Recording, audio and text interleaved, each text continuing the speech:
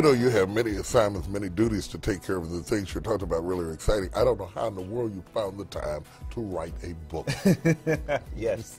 I mean, it was one of those things that was in me and just said, you know what, if I got to cancel some dinners and to block off some weekends to do it, it was a blessing. I had the opportunity to do it and just had to put the time into getting it done. And tell us who your publisher is. My publisher is Simon & Schuster, Howard Books Imprint. I know that you also have some business with Howard. Absolutely. Yep. And so it'll be out May 3rd.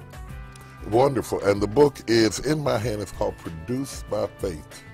And in it, you talk about enjoy real success without losing your true self. Yes. Can you elaborate on that a little? Yes, because I think that there has been a misnomer that legitimate success comes at the expense of personal and spiritual sacrifice.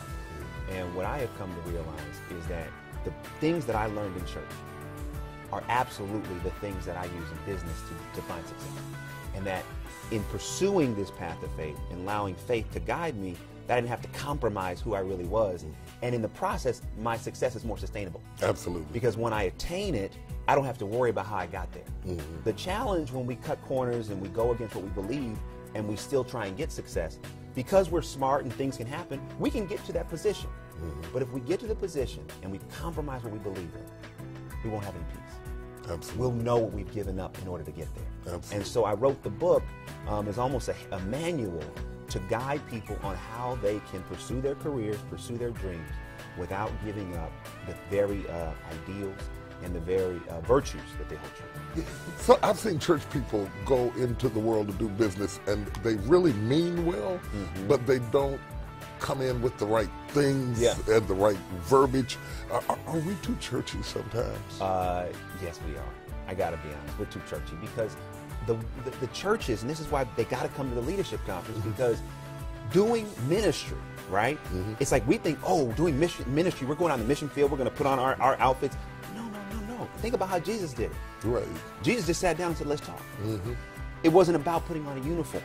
So much of it is, and so what we're also so quick to be like wanting to convert them. It's like, wait. Just sit down, talk, get to know the environment, get to know the people. And once you build relationships, the example that you are will impact somebody and show them who God is.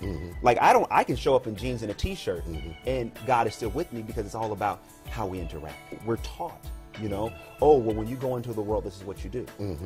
Instead of when you go into the world, this is who you are, this is who you be. And I really feel like in this new generation, we really want to be instructing people, listen, don't worry, God's with you. He's going to show you who you need to come in contact with. He's going to be in your ear telling you what you need to say to people. Don't worry about having to put the church hat on and the church suit and, hey, I'm going to work and I'm going to convert some people. Absolutely. Relax. God is saved. God is God. Jesus saves. We don't save.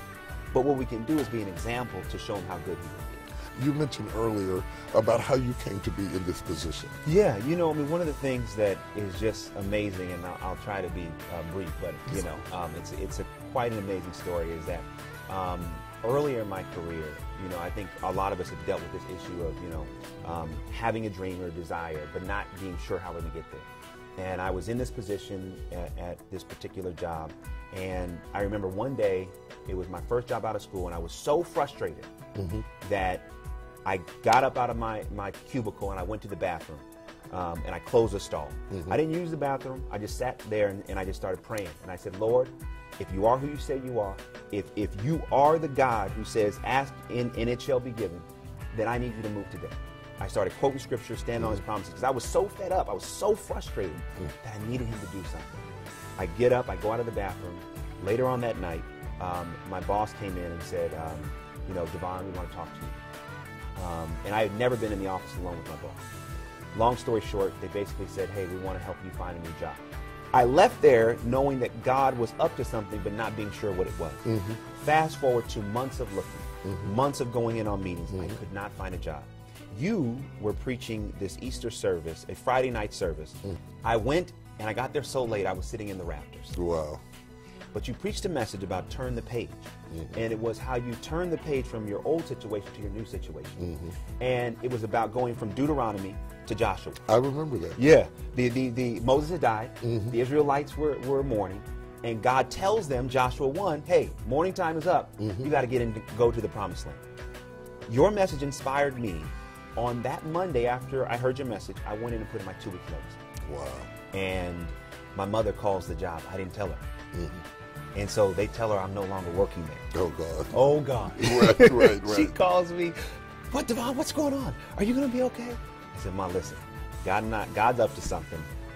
I can't really talk about it, but just know I'm going to be fine.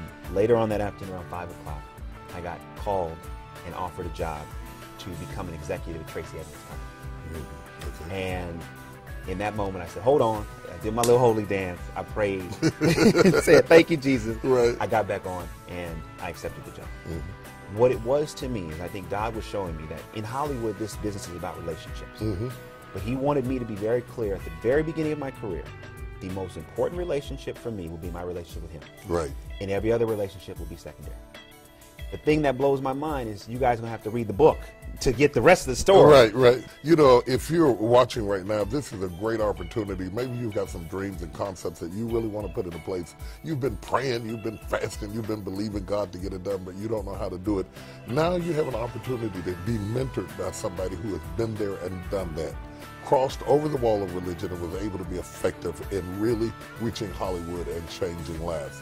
If it happened to him, it can happen to you. What you don't know can hurt you. Why don't you take the time to do something wise and invest in yourself? The time, the energy, the effort, and maybe even the finances to invest in your dream. If you don't believe in you, who will? And meet us at the Leadership Conference. There's more in store for you.